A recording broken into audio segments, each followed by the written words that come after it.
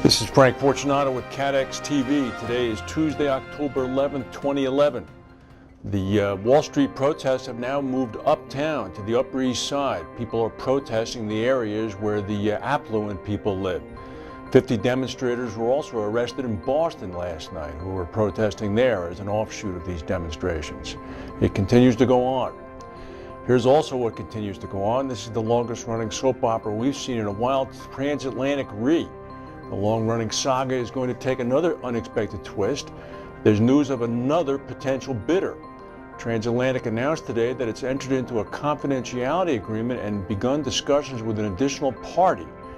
The confidentiality agreement today announced is in addition to previously announced confidentiality agreements that Transatlantic has entered into with Validus, National Indemnity, and an undisclosed third party who many people believe is the group led by Joe Brandon. This group is yet a fourth one. Nobody knows who they are.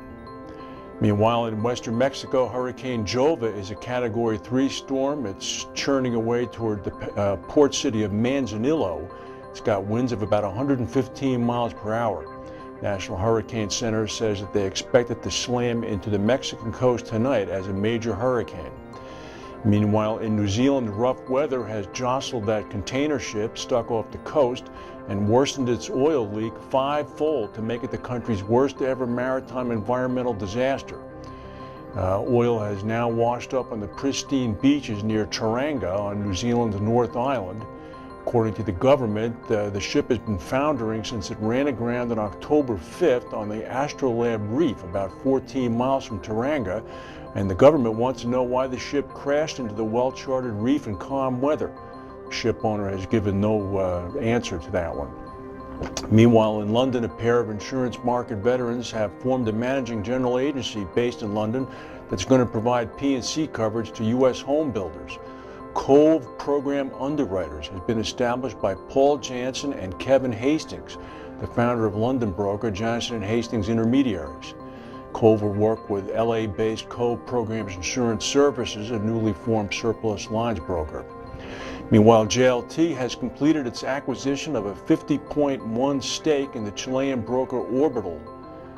Their holding company Alta. JLT has an option to acquire a further 25%. Orbital is Chile's fourth largest broker. And more news is coming out on the John Berger startup, Third Point Re. The New York private equity firm Kelso and Company has invested $250 million into the venture. This is about half of the funds that have been committed so far. Other confirmed investors include Daniel Loeb, founder of an $8 billion New York hedge fund. Also, Dowling Capital Partners, VJ Dowling, has invested $15 million, while John Berger has invested $5 million himself. In addition to the $470 million already invested, the firm is looking to raise an additional $300 to $500 million in equity. Here's the kicker. According to this week's edition of the Insurance Insider, the investors will seek an initial public offering within 1 to 2 years of completing equity funding.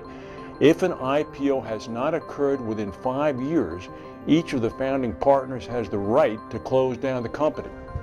They're not going to be writing much long-tail business there, which is probably a very good poison pill for them. In Thailand, thousands of people are fleeing their homes as floodwaters threaten to engulf the capital now. More than 250 people have been killed. Floodwaters are racing into the capital of Bangkok. The Thai Prime Minister said the government has 2 days to build 3 major water barricades before a runoff from the north reaches the capital. The Prime Minister said she did not know if Bangkok would be safe from the flooding because it's really hard to predict the volume of water. No kidding. That's the news for today. If we have any breaking news, we'll come back and tell you. Thank you for watching, and we'll see you tomorrow.